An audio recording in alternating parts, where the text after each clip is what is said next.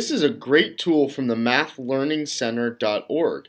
It's a manipulative that we can use. It's a number line that's very interactive. Let's start to get used to it. If we use this blue bar at the top, we can scroll right to left.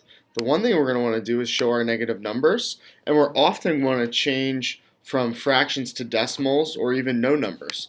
So let's say I was doing some addition and it included some thirds. I'd want to show some thirds here. I could change the amount of numbers I show, narrow, wide, or medium. We could add in a number here. Let's say I was asked to put in where do I think 3/6 is. To me, 3/6 would be right here. So I'm going to put in 3/6 as an estimate. And the other thing we can do is we can model addition or subtraction on this number line. Addition +1, +1 1/3, +1 2/3. We can also go the opposite way, -1, -1 1/3. Again, this is a great tool for us to use when thinking about modeling addition and subtraction on the number line.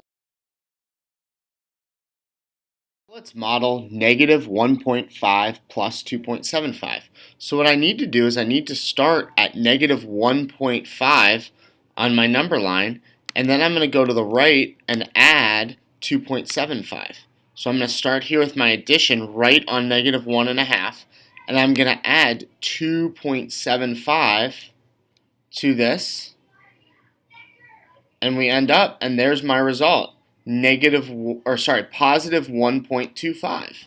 So I've modeled our result. So the answer to our addition here is 1.25, 1 25 hundredths. Addition I'm being asked to model is -1 1/3 plus 2/3. So I need to change my number line to represent that. I can change it into fractional thirds. And now what I'm going to do is I'm going to go ahead and I'm going to type in the addition so I know what I'm looking at. -1 and 1/3 plus 2/3.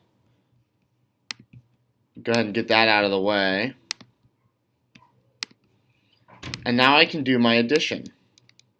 I'm going to take one of my bars and I'm going to start at -1/3, and then I'm going to add 2/3. I'm going to make it size 2/3. The result to my answer here is -2/3.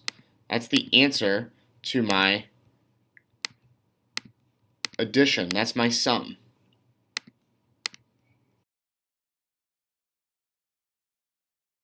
Okay, let's model the subtraction two different ways on our number line. Let's do the traditional takeaway method. -1.7 minus 0.8.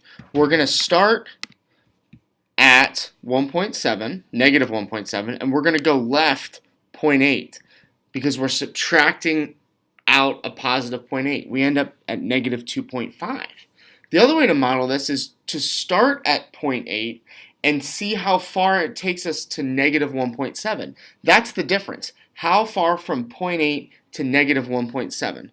So let me head over here and start at 0.8, and then I have to end at -1.7. So I'm going to go ahead and I'm going to flip my bar around, and I'm going to end, I have to start at positive 0.8, by the way. So let's take this all the way over to positive 0.8, and now we've got to stretch this to -1.7.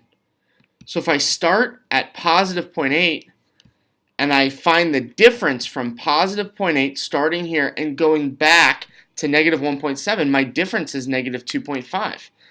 That's the other answer where my original subtraction landed. So it doesn't matter if you start at -1.7 and move -0.8, or if you take 0.8 and -1.7 and find out how far those are apart, you'll end up with the same answer.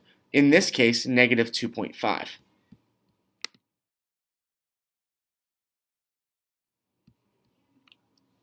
Okay, let's go ahead and look at this modeling. -2 1/5 minus -3/5. We're going to do this in two different ways. Let's first do it with kind of the takeaway model we've been doing. So let's start at -2 1/5, and let's take away the opposite of -3/5. So what we're going to be doing here when we're going to be moving left with subtraction, but then back to the right because it's the opposite of 3/5. So moving to the right 3/5, we end up right on -1 3/5. Let's do this a different way. Let's do this with the difference model. How far is it from -3/5 to -2 1/5? That's the other way to do it. So if I want to go ahead and get a second bar here, what I can do is I can start at -3/5 and see how far is it to -2 1/5.